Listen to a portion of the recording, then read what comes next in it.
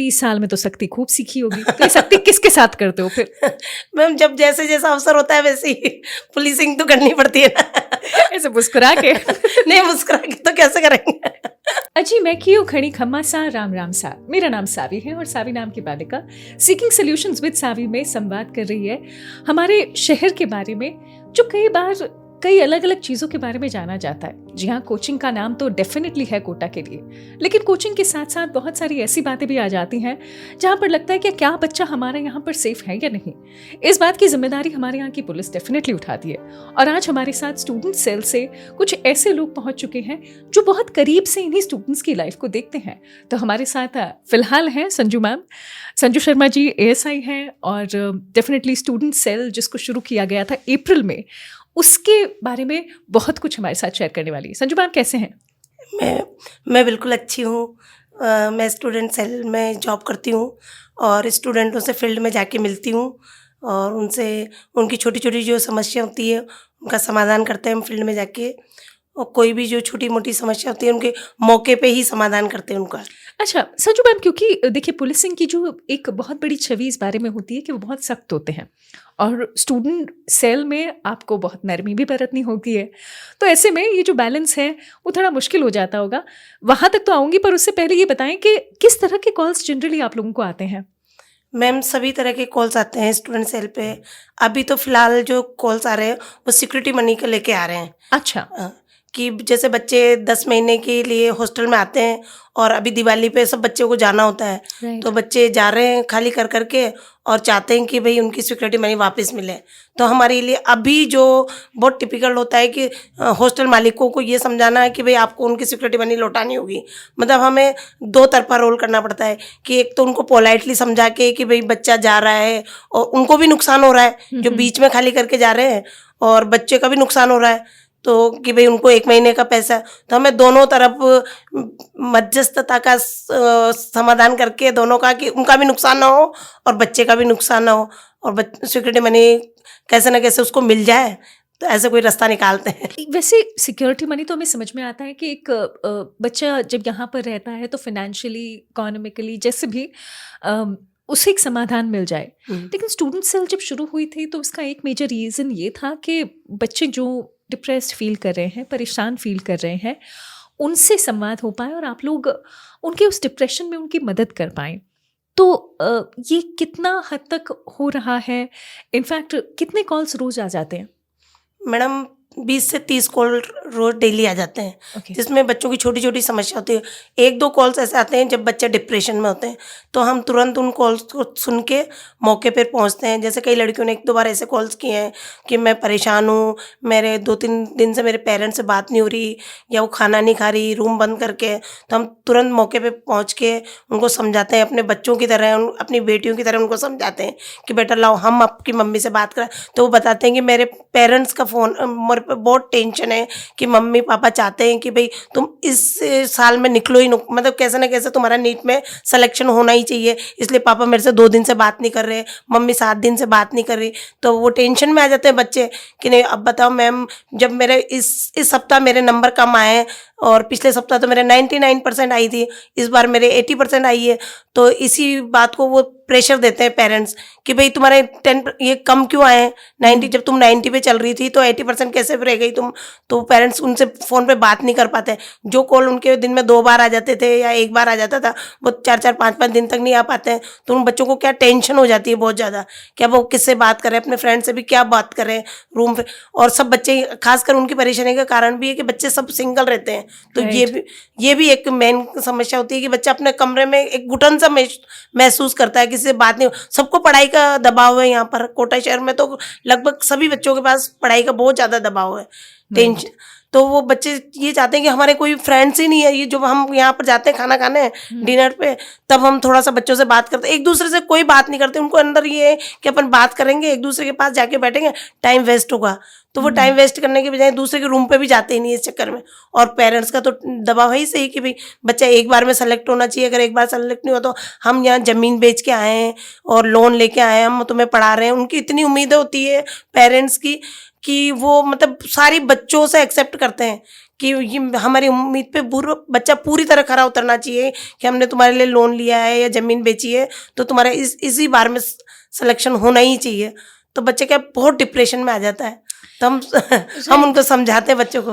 तो मैम आपकी सिर्फ बच्चों से बात होती है या फिर पेरेंट्स से भी होती नहीं, है? हमारी पेरेंट्स से भी होती है। अच्छा। पेरेंट्स से भी हम वहाँ पर जाके मौके पे जाके पेरेंट्स से बात करते हैं, पेरेंट्स को समझाते हैं और कई बार तो पेरेंट्स को यहाँ बुलाते भी हैं कि आप ऐसा करो 2-4 दिन की छुट्टियाँ लेके आप यहाँ आ जाओ, बच्चे के साथ रह के जाओ।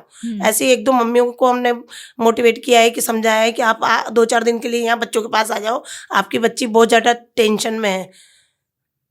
तो जब पेरेंट्स से बात होती है और बच्चों से बात होती है, कई बार दोनों का आमना सामना, जैसे आपने कहा कि बच्चे बताते हैं कि पेरेंट्स हमसे बात ही नहीं कर रहे, तो क्या ये मुश्किल हो जाता है कि दोनों को एक साथ लाया जाए?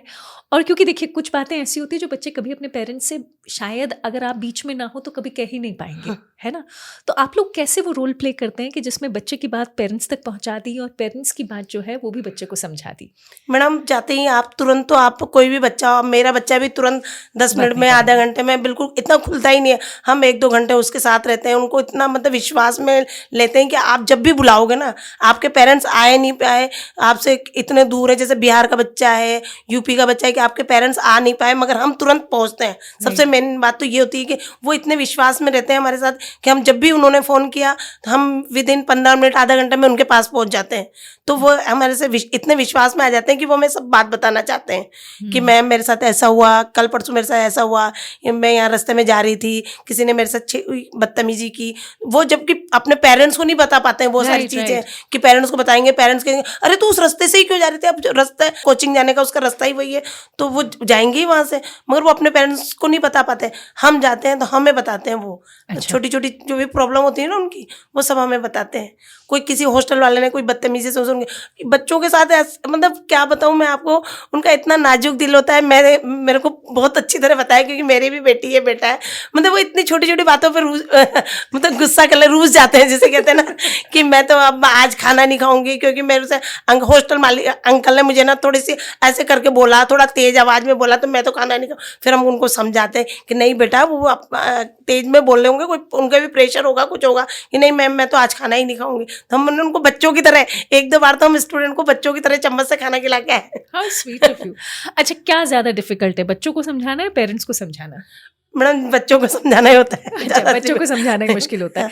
जैसे कोई किस्सा बताएं कि जिसमें हमें समझ में आए कि बच्चा किस तरह से आप लोगों के साथ वो प्रॉब्लम शेयर करने की कोशिश करता है, क्योंकि आपने एक तरीका तो ये बताया इसे कि हाँ आप इस रास्ते से जा रहे हो और कोई आपको परेशान कर रहा है, बहुत मुश्किल हो जाता है। सिमिलरली और किस तरीके की प्रॉब्लम्स आपके साथ अब तक शेयर हुई हैं?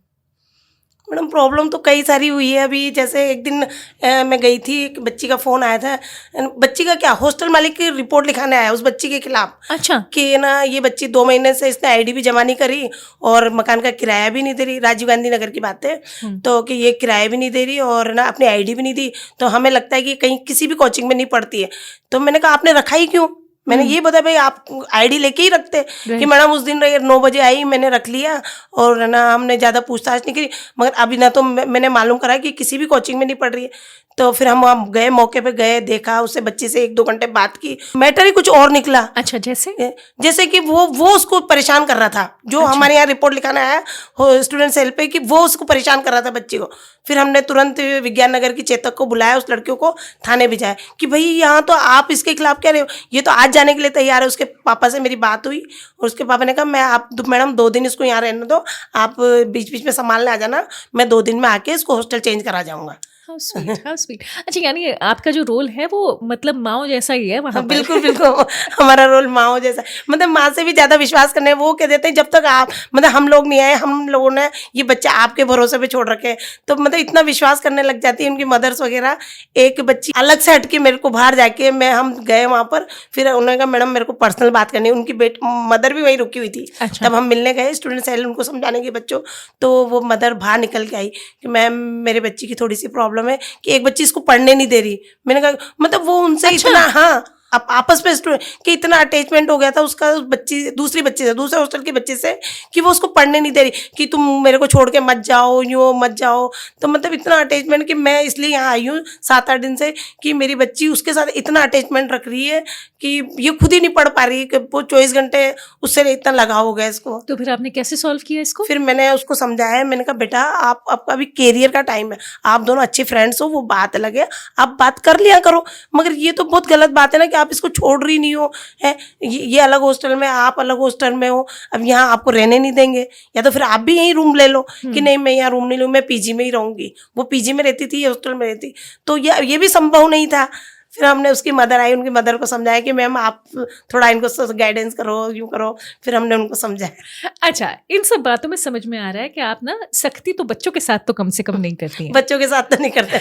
लेकिन स्टूडेंट सेल को शुरू हुए कुछ महीने हुए हैं, जी मैम। है ना, अप्रैल में शुरू हुआ, लेकिन आपकी पुलिसिंग वाली जो सर्विस है वो तो बहुत पहले की है हाँ ना? जी मैम। कितने साल हो गए? 30 साल? मेरी 30 साल हो गए जॉब। अच्छा, 30 साल में तो सख्ती खूब सीखी होगी। तो ये सख्ती किसके साथ करते हो फिर? मैम जब जैसे जैसा अवसर होता है वैसे ही पुलिसिंग तो करनी पड़ती है ना। ऐसे मुस्कुरा के? नहीं, मुस्कुरा के तो कैसे करेंगे। मुस्कुरा के तो कैसे करेंगे। मैम बेसिकली क्या लगता है कि बच्चों के बारे में आपको क्या समझ में आता है यहाँ पर, कि क्या उनकी सबसे बड़ी समस्या है?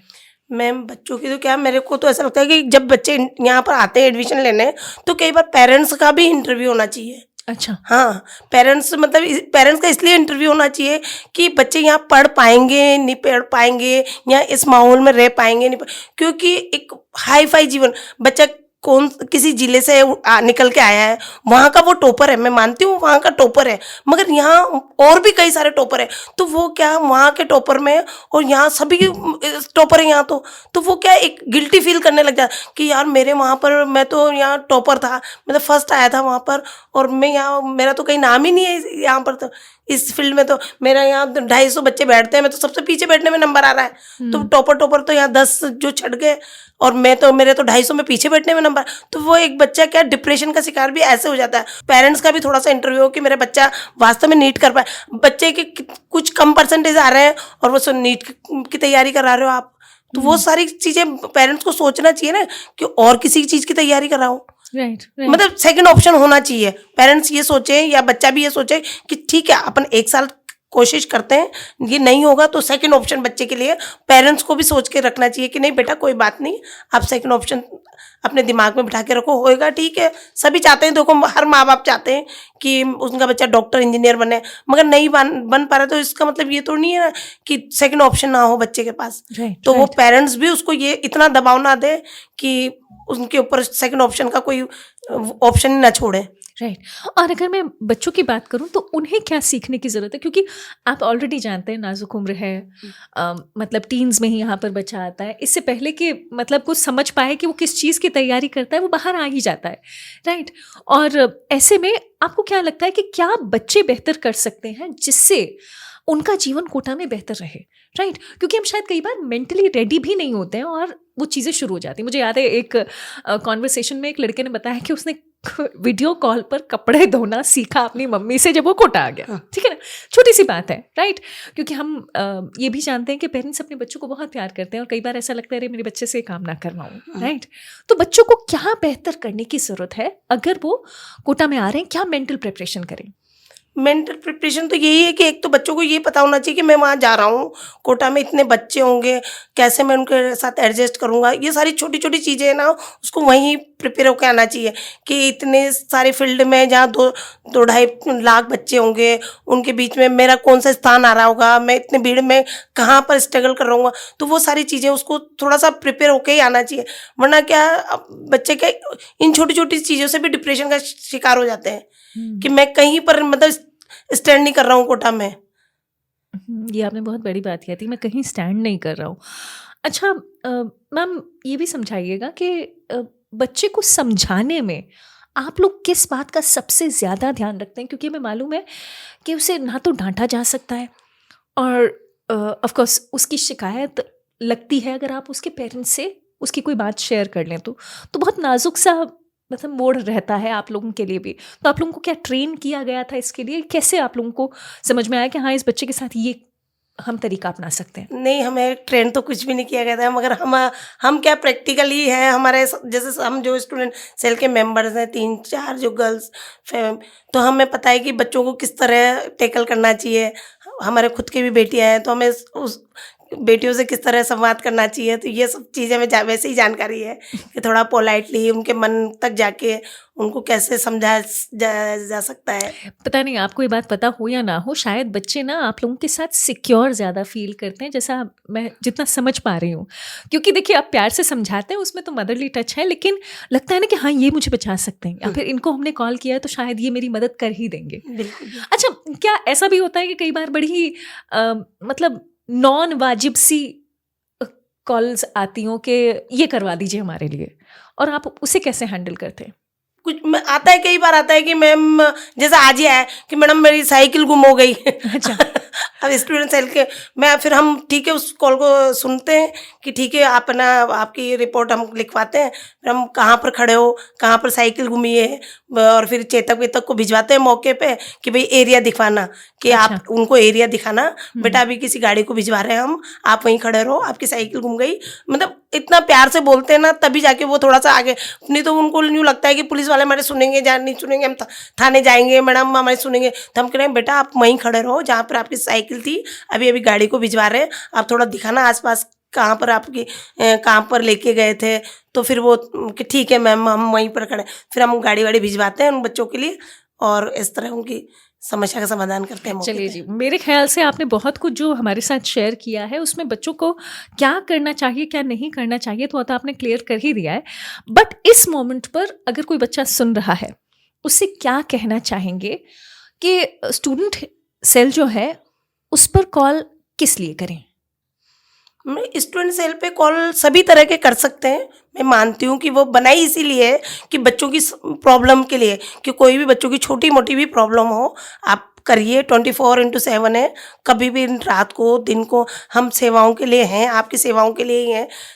आपको जब भी कभी तकलीफ़ हो तो हम तत्काल आपके पास पहुंचेंगे, आपकी समस्या को समाधान। मगर कई बार ऐसे कॉल्स आ जाते हैं ना कि हम नहीं कर पाते हैं, तो हमें ऐसा लगता है कि यार ये, फिर भी हम कोशिश करते हैं क्योंकि आसपास के थाने होते हैं, तो हम उन कॉल्स को ऐसे नहीं जाने देते, हम उन कॉल्स का भी समाधान करते हैं। राइट। अच्छा, कोई नंबर है जो आप स्टूडेंट सेल का शेयर करना चाहेंगे इस कॉन्वर्सेशन के तहत? हाँ मैम, स्टूडेंट सेल के नंबर प्रोवाइड, बच्चों को हॉस्टल में जाके कोचिंग में जाके हम नंबर प्रोवाइड करा के आते हैं, तभी सारे बच्चों के पास हमारे नंबर प्रोवाइड हो चुके हैं अभी तक।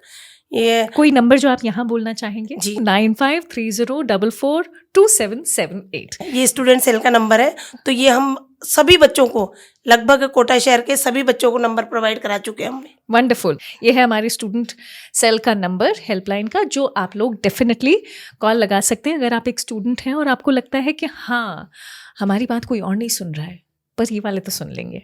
राइट? बहुत शुक्रिया Sanju ma'am, thank you for being here और इतनी सारी बातें हमारे साथ शेयर करने के लिए। फ्यूचर में आप जैसे ये मातृत्व के साथ बच्चों से बातचीत कर रहे हैं वो चलता रहे, और ठीक ऐसे ही आप मुस्कुराते मुस्कुराते सब संभाल लें। Thank you so much for having this conversation with us, और चलिए करते हैं आगे बात। Take care.